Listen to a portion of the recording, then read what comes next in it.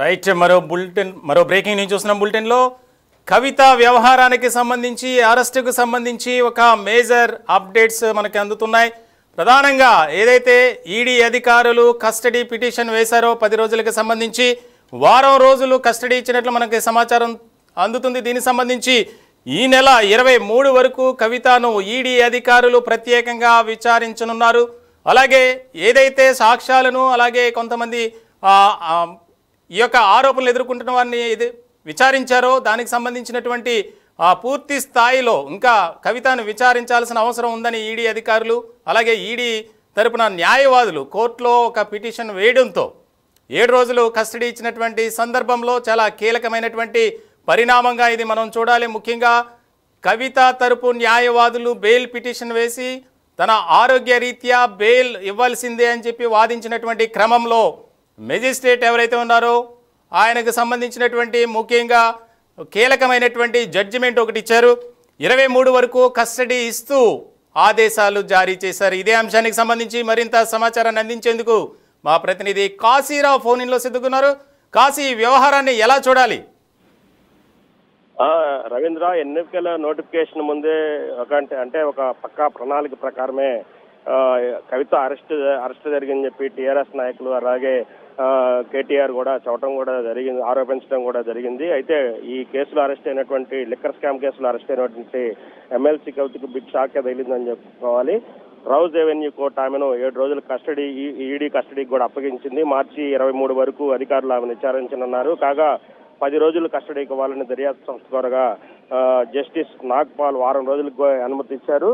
అయితే ఇంకా ఈ అరెస్ట్ వెనకాల కానీ మనం కోణాలను కూడా పరిశీలిస్తే ఈ కేసులో తెలుగు రాష్ట్రాలకు సంబంధించినటువంటి మాగుంట సుబ్బరామరెడ్డి ఒంగోలు ఎంపీ ఆయన కూడా ఈ కేసులో నిందితుడే. ఆయన కూడా అప్రూవర్గా మారారు. ఆ తర్వాత వాళ్ళ కొడుకైనటువంటి మాగుంట రాఘవరెడ్డి అరెస్ట్ అయ్యాడు. ఆయన కూడా అప్రూవర్గా మారాడు. అప్రూవర్గా మారడానికి కూడా న్యాయమూర్తి అనుమతించడం కూడా జరిగింది. అయితే వీరు అప్రూవర్గా మారిన తర్వాత కొంతైతే ఈ కేసులో ఈడీ వేగాన్ని పెంచిందని చెప్పుకోవాలి. ఈ కేసులో వారు ఇచ్చినటువంటి సమాచారం మేరకే ఈడీ నిన్న కవితను కూడా అరెస్ట్ చేయడం జరిగింది. అయితే కవిత అరెస్ట్ మాత్రం పొలిటికలైజ్ గానే చూస్తా ఉన్నారు.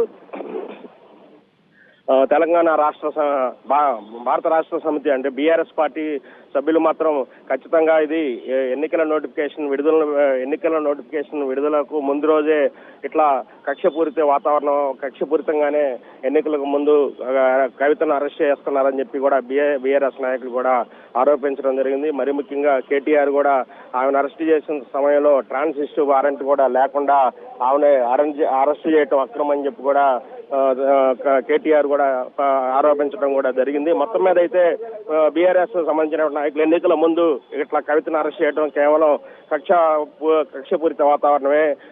బీఆర్ఎస్ కి రేపు పార్లమెంట్ ఎన్నికల్లో బీఆర్ఎస్ కి ప్రజలు సపోర్ట్ చేస్తారు. అందువల్ల కవితను అరెస్ట్ చేస్తే మోరల్ గా బీఆర్ఎస్ ని దెబ్బతీసే పరిస్థితిని బీజేపీ ఊహిస్తుందని చెప్పి కూడా చెప్పడం జరిగింది. రవీంద్ర, కాశీరావు, ప్రధానంగా ఈ కస్టడీకి ఇచ్చినటువంటి సందర్భంలో క్లియర్ కట్ ఒక డైరెక్షన్ అయితే కోర్టు ఇస్తుంది. ప్రధానంగా ఉదయం 10 గంటల నుంచి సాయంత్రం 5 గంటల వరకు విచారించాలి. ఆ తదుపరి ఏదైతే కేటాయించారో ఆ జైలుకి తరలించాలి. ఇలాంటి సందర్భంలో ఈ వ్యవహారానికి సంబంధించి కవితకు ఏమైనా ఒక రిలాక్షన్ అనేది ఇచ్చారా, లేక అధికారులకు ఈడీ అధికారులు ముఖ్యంగా ఈడీ కార్యాలయంలో విచారిస్తారు, దానికి సంబంధించి వీడియో కూడా చిత్రీకరించాలి, అది విచారణ సందర్భంలో కోర్టుకు కూడా సమర్పించాల్సినటువంటి అవసరం ఉంటుంది. ఏమైనా డైరెక్షన్స్ స్పెషల్గా ఏమైనా ఇచ్చారా? అంటే కవితను ఈడీ అధికారులు విచారించే సమయంలో ఖచ్చితంగా విచారణ సంబంధించినటువంటి వివరాలు మొత్తాన్ని కూడా వీడియో తీసి ఆ వీడియో ఫుటేజ్ని